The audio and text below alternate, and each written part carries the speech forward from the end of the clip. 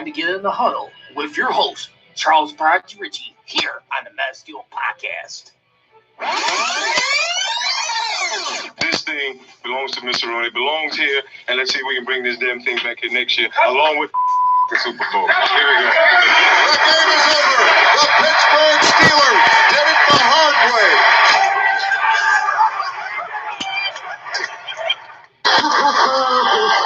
With the 10th pick in the 2018 NFL Draft, the Pittsburgh Steelers select Devin Bush, linebacker, Michigan.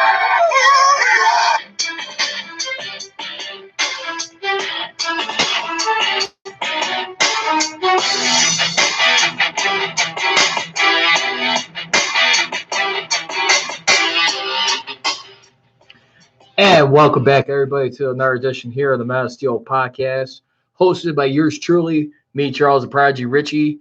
As we are streaming live, I want to just apologize to everyone for the extreme delay, as we are kicked right here. As you catch me live on Facebook, my Facebook page, Mad Steel Podcast, or you can just type in at Mad Steel Nation. Instagram right now, currently streaming Mad Steel Nation. Of course, my YouTube channel, Mad Steel Podcast. Definitely got a lot to get into right now, as we're going to get into the latest practice report today as the Steelers get ready to head to New England in Foxborough, as they'll face the Patriots this Sunday night in Gillette Stadium. Remember, that's going to be a 7:20 p.m. Central Standard Time matchup right there. Definitely no need to familiarize everyone with how this rivalry is or how a lot of people feel about it from a competitive standpoint. Steelers did, as a matter of fact,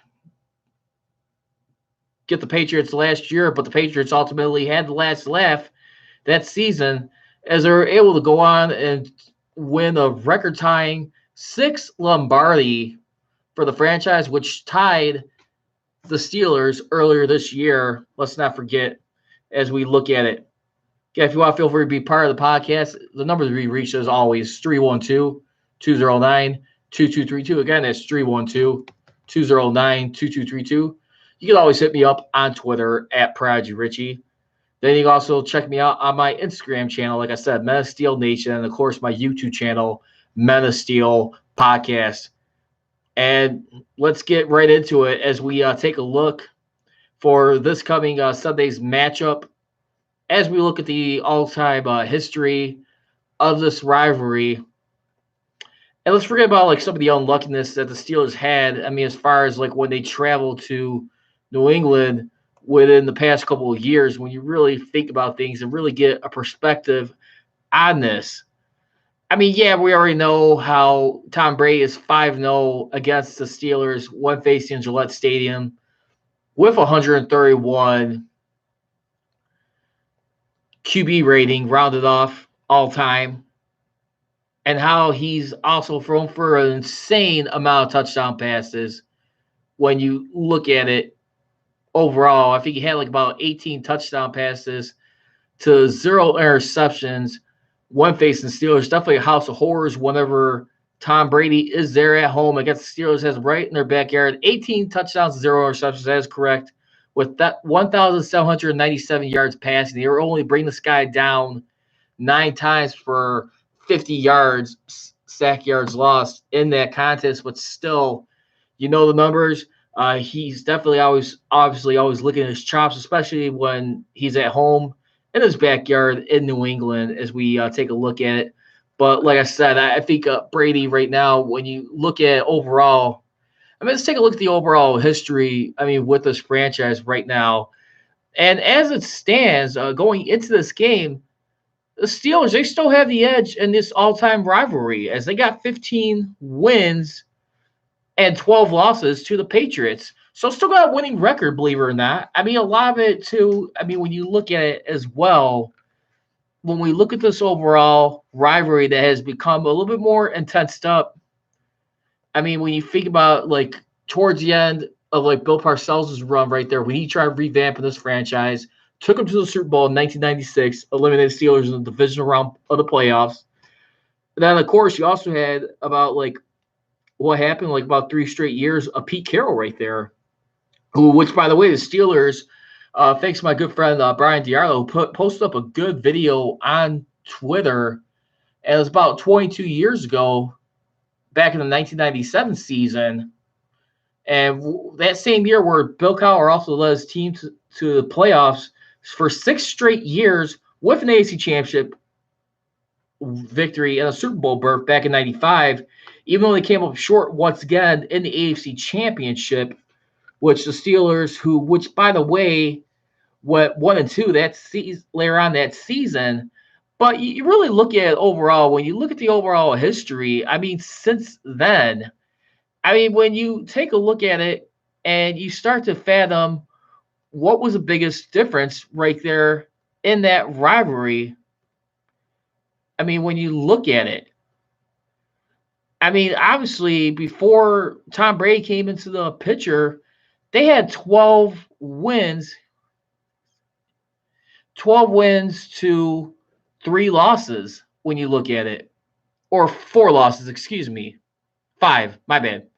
So they had like about 5 losses. So you had about 12-5 right there, and then you were only able to beat the Patriots 3 other times right there. So think about that for a second.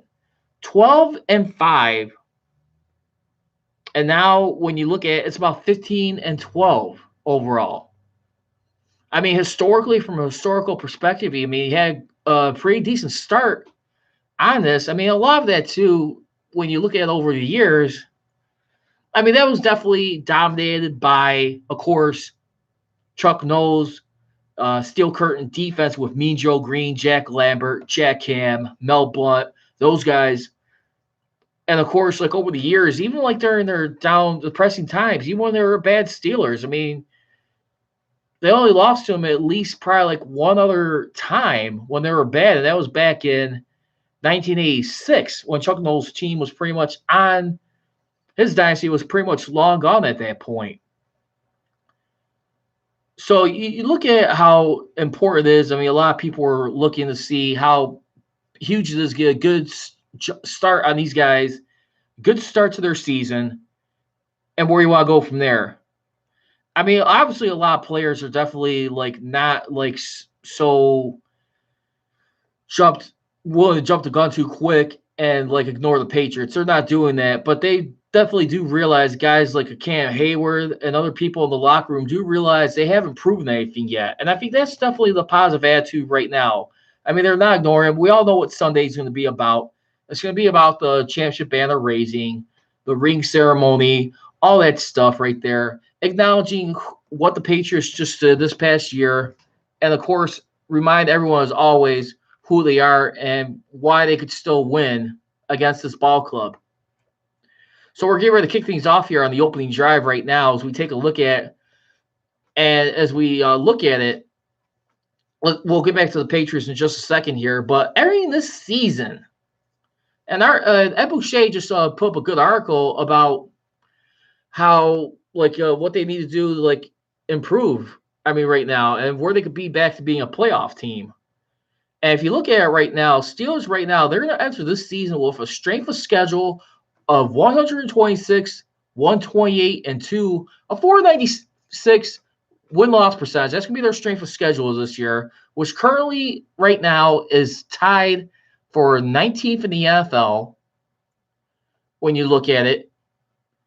And the biggest keys in that strength of schedule, when we break it down right here, I mean, the most winnable strength of schedule, believe it or not, seems to be the AFC East. I mean, of course, I mean, you're looking at the Patriots right now. A lot of people always want to keep reminding that Tom Brady's 42 years old. He's got to start slowing down sometime. I mean, yeah, that's true. But, I mean, it also comes down to just basic technique and just the psychological battle that they always seem to mesh up together. That's what always defines great teams, if you ask me. It's the chemistry, the preparation, and more importantly, how your patience and how they continue to prove how they win disciplined football at the end of the day. That's what the Patriots do, and that's kind of like what the Steelers did back before they had their fortunes turned around. I mean, more so when Tom Brady came aboard shortly after Bill Belichick was coach. I mean, they got him drafted, remember, back in 2000. So it wasn't too longer, but it wasn't until the second season we started Tom Brady come on to the scene. Remember, replacing a Drew Bledsoe in that year in 2001. And they were able to make a big run. And look at what happened. Look at where they ended up. They ended up making a great ride. Obviously, with some controversy along the way. I mean, how they got to the Super Bowl, I mean, that year. Also, when you look at like the controversy, I was just talking with a friend of mine earlier today, especially in that infamous Raiders game, in their very last game in Foxborough. And I think if they would have won that game, I don't think they will play in Foxborough. I think they would have been a visiting team, or they would just play in a different stadium altogether. Either way, that stadium was being taken down, as everyone may recall. And that was the day of like the strip fumble rule right there. I forget exactly what they called it, but Tom Brady's arm was going forward. They ruled it a fumble at first live on the field, but when they went to replay it, it was a tuck rule, excuse me. And when they did, they ruled it was no fumble, absolutely brought the Patriots some life, tied the game, gone in overtime. They won in overtime, and I still feel like controversially, they snagged one away from the Raiders that year. I mean, when you look at it from a perspective and how they ended up. And what ended up happening? Won the Super Bowl, won their first of three Super Bowls in their first franchise dynasty run. And look at what happened. Look at where they're at. So, I mean, of course, obviously years later, Spygate will come out. And then you saw how a lot of people started looking at this team a little bit differently. I mean, they lost their very first Super Bowl to the New York Giants. Their next two to the Giants, as a matter of fact, where they had two losses. A lot of people were starting to look at a little bit of a blemish on this team. And a lot of people right here who were looking at it started getting concerned and really thought maybe this wasn't the same big bad Patriots that everybody knew them as. But like I said, let's go back to the rest of the record here in the AFC. I mean, of course, you also got to the Bills, the Jets, and the Patriots, which, by the way, against the Buffalo Bills, they're 14-8 lifetime against them when going up against them head-to-head. I mean, as a matter of fact, against the Bills. And it's definitely been quite a while since they lost to them. And they've been beating the Bills since this whole millennium. And they've been at least 6-0 this whole century. 6-0. And they're still even like putting a decent like competitive balance against them even in Jim Kelly's days or towards the end of his Super Bowl appearance run when you looked at it. I mean, so those are some big things right there. And then, of course, you got the New York Jets, of course. New York Jets, which, by the way, they got an 18-5 record overall. And then, of course, the Miami Dolphins, 12-11. I mean, with their last victory up against the Miami Dolphins, which was back in the playoffs. So, I mean, you look at that, and then you look at the rest of their strength of schedule going into this year, too. The biggest thing, too, I mean, then the NFC West, they got a losing record in that one, 30-34 in that one. And when they went 30-34, a lot of those losses, I mean, in that division, when you look at it, I mean, more so came, it seems like, at the hands of the LA Rams. The only team they really have a winning record against in that division against the Arizona Cardinals, which they have pretty much a 33-23 record all time against them. So let's think about that. I just want to give people a little bit of perspective on this real quick and just give like a little bit of idea where they stand in those little key moments right there. But I definitely feel like right now you got to have a little bit of confidence right now that things are being a little bit different. The only thing I have a concern with, like I always said, I always kept preaching it and saying it before, is going to be the amount of takeaways this year. And when you look at Mike Tomlin's overall tenure as head coach, I mean, when you look at versus the previous coaches, check this out, the statistic. So I remember we went over as far as like where they were in Super Bowl teams. You had Chuck Noll's Super Bowl teams when they went to the Super Bowl. The years they went to the Super Bowl, they were averaging 44 takeaways. Bill Cowher's team, 33 takeaways. Bill Cowher's team, 32 takeaways. So 41 for Chuck Noll. So that was a correction, not 44. 41 takeaways they were averaging. No, 44, excuse me, in the Super Bowl teams. Bill Cowher's Super Bowl teams averaged 32. And Mike Tomlin's Super Bowl teams was 23. I mean, when you look at it. So, I mean, when you really think about it, I mean, no, not the 23, excuse me. For Tomlin, give me 1 second, guys. Let me just make a little correction on here when we look at it. But, yeah, I mean, his average takeaways for his teams in the Super Bowl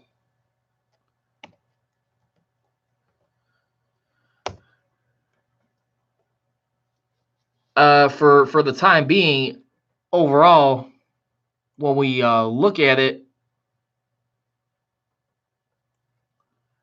at this moment in time,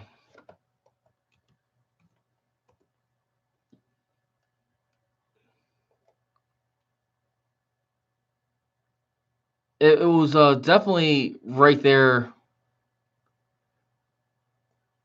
when you look at it and you start to figure out.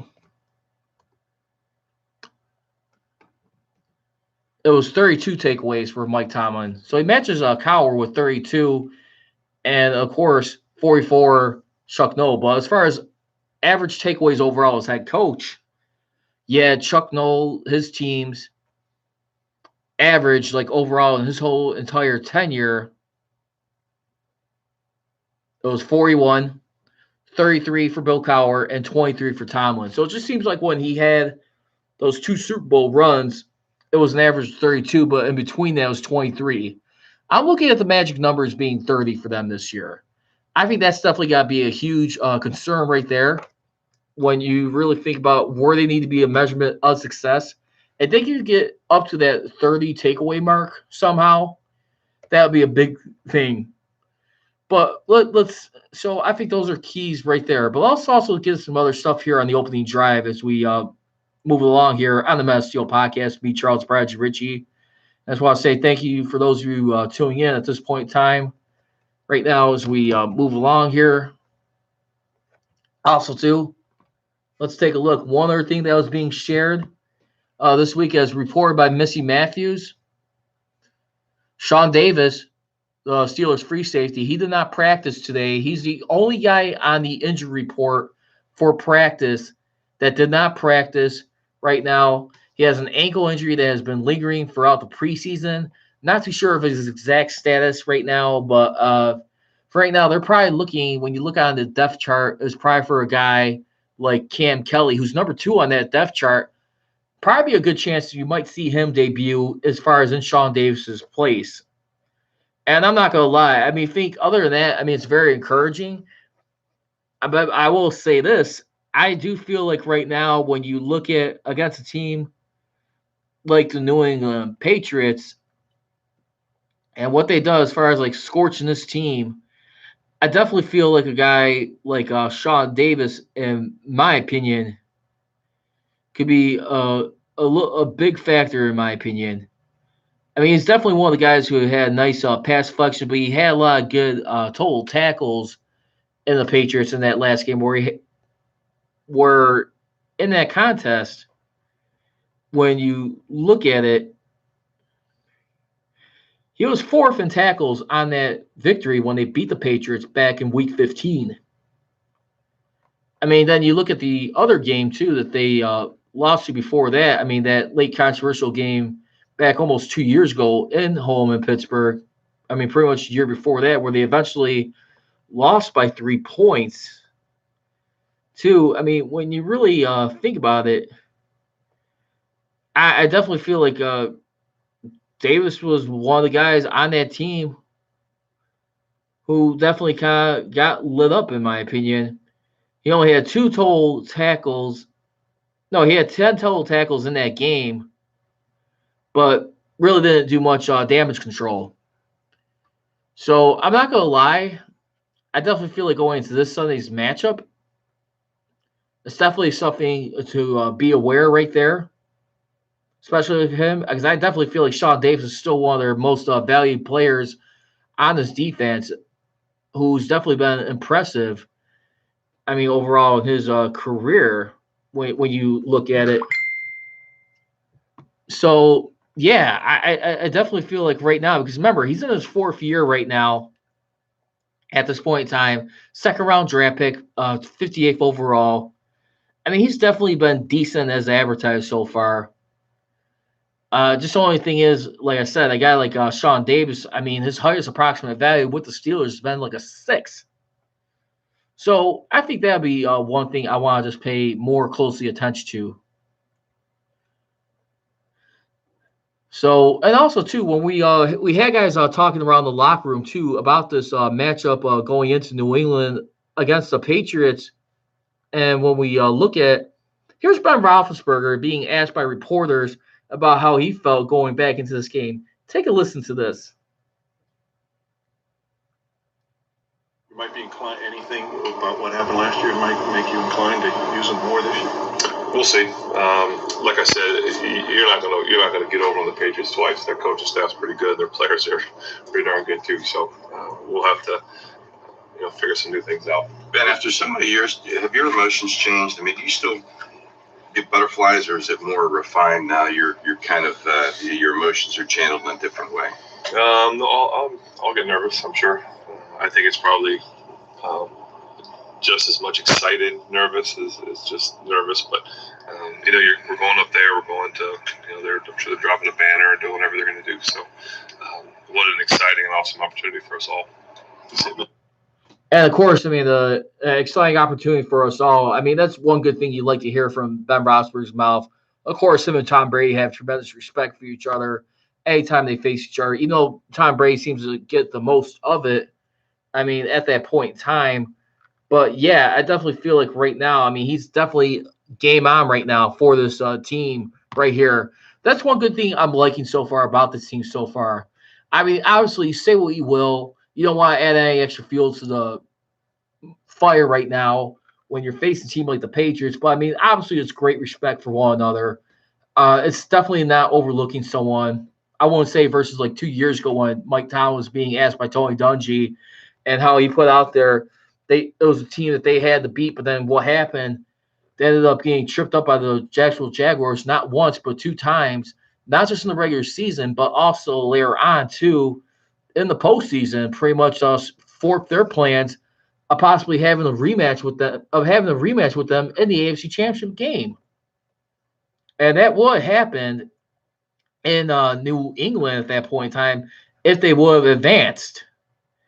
Absolutely, apparently it did not happen. As a result, they ended up missing the playoffs the next year, and definitely just became a little bit of a laughing stock. I mean, for that season, just the way their season had finished. Their defense just became once again very suspect, and they just seemed to have no answers for the Jaguars. I mean, that year. So let's see. I'm not going to put too much emphasis on one game, but I mean, it's definitely one thing you want to get out of your system. You want to prove that right now, with all this distraction, all the stuff you have, it's going to really be put to the test. I mean, the good thing is about this too, it's a non-divisional opponent, but at the end of the day, it is a conference it is a conference win or loss that they must earn, in my opinion, to start off. I mean, which can be very huge if they get into a scenario with tiebreakers. That's one thing to keep an eye on.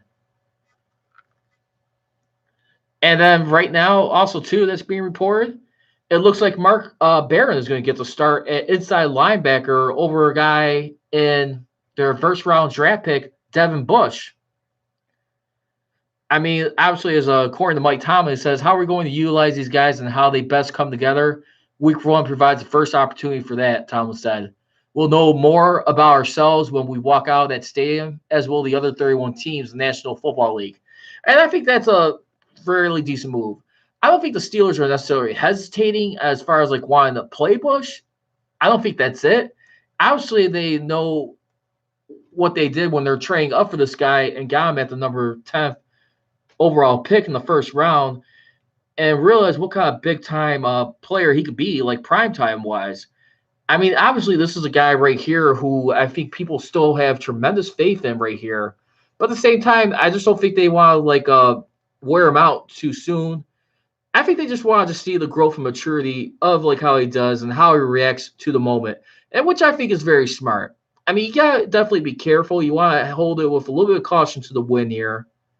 I mean, no doubt about it. And I don't blame Tomlin for doing that in the least bit.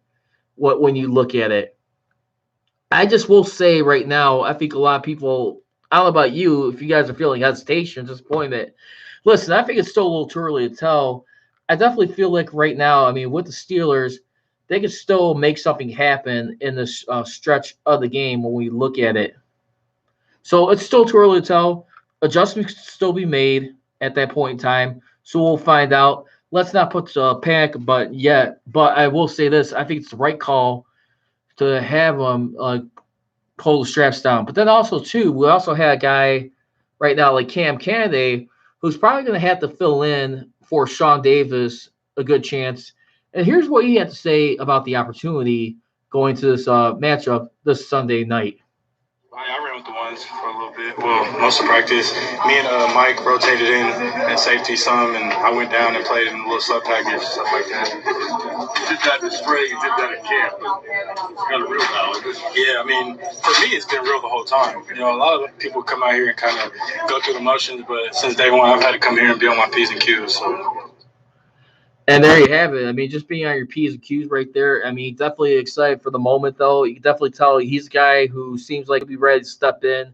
I mean, obviously, that's what I'm liking about the theme about this Steelers team. They're definitely embracing the moment, no doubt about it. And I definitely feel like they're getting well mentally prepared. We'll definitely find out how it unfolds this Sunday night when it takes place and when it all goes down. But I will say this. I mean, it's still a little bit too early to buy into just yet. And I'd still like to see a little bit more as far as with this team and how high their potential can be hit when you go into this contest here. You just got to just be a little bit just more prepared for anything. Obviously, this is a team you're not going to fool as easily. And I think Ben Roethlisberger is right. I mean, there's nothing that they haven't seen so far when facing this team or any other opponent they probably lost to in the past, and they'll be ready for it. They're definitely going to make some adjustments. The only thing is, like, how the Steelers create newer ways to make newer adjustments.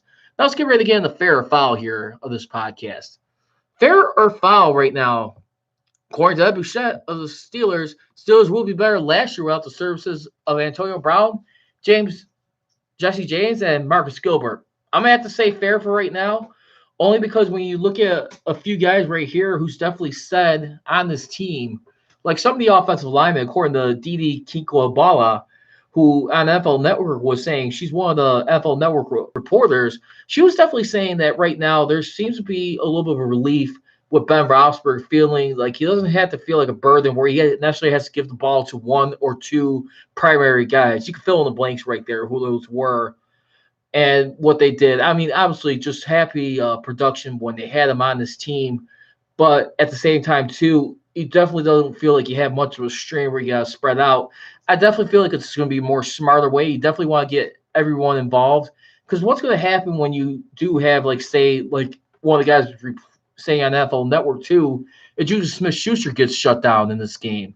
I do believe that Juju Smith-Schuster, he's going to have his catches this year. He's going to make his stats. It's going to still be a little bit arguable if he's able to replace some of that production. But guess what? You got guys like James Washington. You guys got like a Deontay Moncrief. You got, like I said, James Washington. You got Deontay Johnson. See what he could do. So there's going to be other guys you could do. And then, of course, you're going to have like one of your primary featured tight ends and Vance McDonald. The only question is what's going to happen with a guy like Xavier Grimble or Zach Gentry. Where do they start finding their moments to shine? I think that's the biggest thing right there, if you ask me. So I'll have to go fair on that one. I'm not going to say foul like how I've been usually saying all year long. I just definitely feel like the relief and the confidence, the momentum, what they're striving to build on, it will be there. And I think they will find a way to rally cry around this like they've been doing all season. So, like I said, just stay tuned for that as we get into it. And also, too, let's get into another topic here of fair or foul on this edition of the Meta Steel podcast right here. This will be the last one. I'm gonna split off here in just a second. But when we also look at it too, fair or foul right now, at the end of the day, Steelers will not have to worry about a scenario coming about where their playoff chances rest against the New York Jets and the Ravens in those final 2 weeks. I'm gonna say foul because you know what? The way this team is going, I mean, definitely you got some great talent around this team. You got great unity, but you know how the Steelers like to do things sometimes. They sometimes tend to do it the hard way at points. We've seen it proven many times in their career, even when they won their 5th Super Bowl, the one for the fun, where they had to do it as a wild card team, not a division winner in the AFC North, and they were Super Bowl champions at the end of the day. So those are things you got to remember right there. So obviously obviously those are things to pay attention for, but right now it's going to draw to a close for this edition of the Meta Steel podcast. I want to say thank you for those of you who took the time to spend catching this live stream. Remember, catching me every Mondays and Wednesdays throughout the regular season. Tonight you had to make an adjustment. There were some audio technicalities going on, but I appreciate everyone showing the support and tuning in. Remember, you can always catch me on my YouTube channel as well, Meta Steel Podcast, my Facebook page, Meta Steel Nation, or at Meta Steel Nation, capital M, capital S. And you can also check me out on my Instagram live stream, Meta Steel Nation. As always, leave it. Don't be trolling, be rolling. Here we go, Steelers. Here we go. I gone.